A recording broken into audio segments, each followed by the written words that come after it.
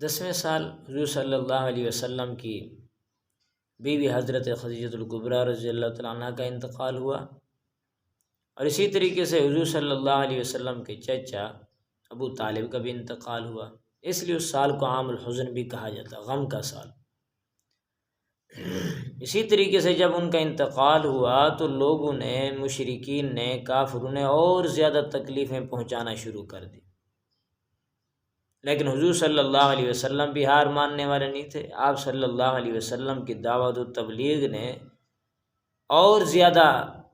جو ہے وہ کام کیا، آپ صلی اللہ علیہ وسلم کی کوششیں اور زیادہ تیز ہو گئی، اور سلسلہ یہ چلتا رہا، دین پھیلتا رہا، کوششیں ہوتی رہیں، اور 11ویں سال کے اندر 6 لوگ آئے، حج کا موسم تھا، اوس اور خزرج کے یہودیوں میں سے، کافروں سے ان کی لڑائیاں ہوتی تھیں، کہتے تھے ایک نبی آنے والا، ہم ان کے ساتھ مل کے تمہارا مقابلہ کریں گے۔ تو یہ یثرب سے آئے ہوئے تھے، اور آ کر کے 6 لوگوں نے اسلام قبول کیا 11ویں سال میں، اور اسی 11ویں سال میں حضور صلی اللہ علیہ وسلم کو ہجرت کا واقعہ بھی پیش آیا، جس وقت آپ کی عمر 51 سال 9 مہینے کی ہوگی۔ امام زہری فرماتے ہیں 51 سال 9 مہینے کی، یعنی کہ ہجرت سے 1 سال قبل، تقریباً ہجرت سے 1 سال پہلے، یہ ہجرت سے معراج کا واقعہ پہلے پیش آیا، اور معراج کا واقعہ آپ نے پہلے سن لیا، ابھی موجود ہے، دیکھ سکتے ہیں آپ اس کو۔ تو بہرحال آپ صلی اللہ علیہ وسلم کو معراج کا واقعہ جب پیش آئے تو اللہ تبارک و تعالی نے وہ سب کچھ آپ نے سنا، جنت اور جہنم کی ساری سیریں کریں، اور پھر 45 صحابہ کرام نے حضور صلی اللہ علیہ وسلم کے معراج کے واقعے کو تفصیلاً تذکرے کے ساتھ بیان کیا ہے، تفصیل کے ساتھ اس کا بیان کر کے آپ صلی اللہ علیہ وسلم کی معراج کو ثابت کیا۔ خود قرآن پاک میں جب آ گیا، اور پھر 12ویں سال کے اندر 11 یا 12 لوگوں نے حضور صلی اللہ علیہ وسلم کے ہاتھوں پر بیعت کی، اسلام قبول کیا، اور 13ویں سال کے اندر پھر 70 لوگوں نے اسلام قبول کیا۔ یہ سارے کے سارے یثرب سے آئے ہوئے، ادھر سے مشرکین مکہ نے ستانا شروع کر دیا اور تکلیفیں دینا شروع کر دی، صحابہ کرام نے حبشہ کی طرف بھی ہجرت فرمائی تھی، یہودیوں کے اندر لوگ محبت کرنے والے بن رہے تھے، یثرب کے اندر لوگ محبت کرنے والے، چاہنے والے بن رہے تھے، ادھر سے یہ مشرکین نے ستانا اور زیادہ شروع کر دیا۔ آخر میں اللہ تبارک و تعالیٰ کا ہجرت کا حکم آ گیا، دارالندوہ میں سارے کے سارے اکٹھے ہوئے، اور یہی مشورہ کیا کہ کیا کیا جائے، شیطان بھی انسانی شکل میں آ گیا، تو ایک نے مشورہ یہ دیا کہ ایسے کریں گے، ایک کال کوٹھنی میں بند کر دیں، صبح و شام تھوڑا تھوڑا کھانا دیتے رہیں گے، یہیں پہ ختم ہو جائیں گے الیاذ باللہ۔ تو شیطان نے کہا نہیں ایسے نہیں کرو، اگر ایسے کرو گے تو ان کی خوشبو ایسی ہے، ان کے اخلاق ایسے پھیلیں گے، پھر بھی لوگ تم پر غالب آ جائیں گے، ان کا لشکر تم پر حملہ کرے گا، تم مغلوب ہو جاؤ گے۔ پھر ایک نے یہ مشورہ دیا کہ ان کو ایک سواری پہ الیاذ باللہ باندھ کر کے اس سواری کو عرب سے ہی نکال دیا جائے، بحر نکال دیا جائے۔ تو پھر شیطان بولا اگر یہ کہیں بھی جائیں گے تو ان کے بڑے بڑے لشکر تیار ہو جائیں گے، ان کی گفتگو، ان کے اخلاق ہی ایسے ہیں، وہ مانتے تھے۔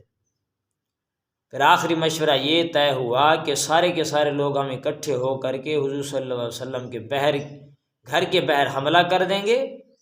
اور جیسے ہم حملہ کریں گے اکٹھے ہو کر کے آپ کو ختم کر دیں گے، تو بنی ہاشم کس سے قصاص لیں گے، ہم سب کے سب پیسے جمع کرا کے دے دیں گے۔ ان ظالم کو اتنا نہیں پتہ تھا کہ حضور صلی اللہ علیہ وسلم کی کوئی قیمت بھی ادا نہیں کر سکتا۔ اللہ نے ایسے عظیم نبی ہمیں عطا فرمایا۔ اللہ نے بھی حضرت جبریل کو بھیج کر کے فرمایا کہ جا کر کے میرے محبوب سے کہو آپ تیاری کرو۔ حضرت علی کو اپنے بستر پر سلایا، مشرکین سارے باہر کھڑے ہوئے ہیں، اور کوشش میں کہ صبح جب نماز کے لیے نکلیں گے تو ہم آپ کو ختم کر دیں گے۔ آپ صلی اللہ علیہ وسلم باہر نکلے، سورۃ یاسین کی آیت پڑھتے پڑھتے وجعلنا من بین ایدیہم سدًا پہ ومن خلفہم سدًا فاغشیناہم فہم لا یبصرون پہ پہنچے، اور مٹی اٹھائی اور ان کی طرف پھینکی، سب کے سب آنکھیں مسلتے رہے،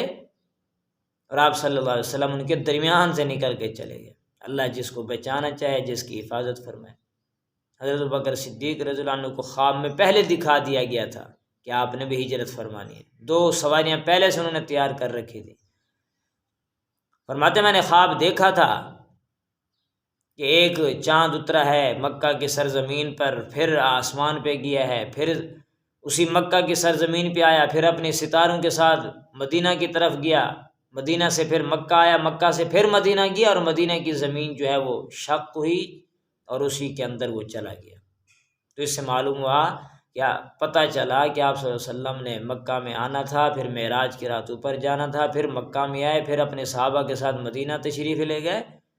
اور پھر فتح مکہ کے موقع پہ پھر تشریف لے مکہ میں، پھر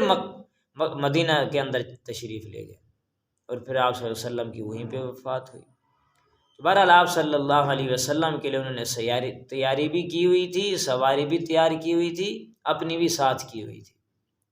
آپ صلی اللہ علیہ وسلم سیدھے وہاں پر پہنچے اور حضرت ابوبکر صدیق کو لیا اور سیدھا غار ثور میں تشریف لے گئے۔ ادھر حضرت علی جب صبح اٹھے تو انہوں نے کہا مجھے کیا پتا، آپ کو ہی پتا ہوگا کہاں ہے۔ پھر حضرت اسما حضرت ابوبکر صدیق کی بیٹی کے پاس گئے، اسے مارا بھی صحیح ابو جہل نے۔ تو بہرحال مختصر سے تذکرہ کرتا ہوں، آپ صلی اللہ علیہ وسلم غار ثور میں تشریف لے گئے۔ حضرت ابوبکر صدیق رضی اللہ عنہ نے صفائی کی اور آپ صلی اللہ علیہ وسلم کو کندھوں پہ اٹھا کے تشریف لے گئے تھے۔ حضرت ابوبکر صدیق نے بڑی خدمتیں کی ہیں، سب کچھ قربان کر دیا، تو ہمیں بھی چاہیے کہ ہم بھی سب کچھ حضور کے نام پہ قربان کر دیں۔ اللہ سے تو ہمیں بھی عمل کی توفیق نصیب فرمائے۔ وآخر دعوانا الحمدللہ۔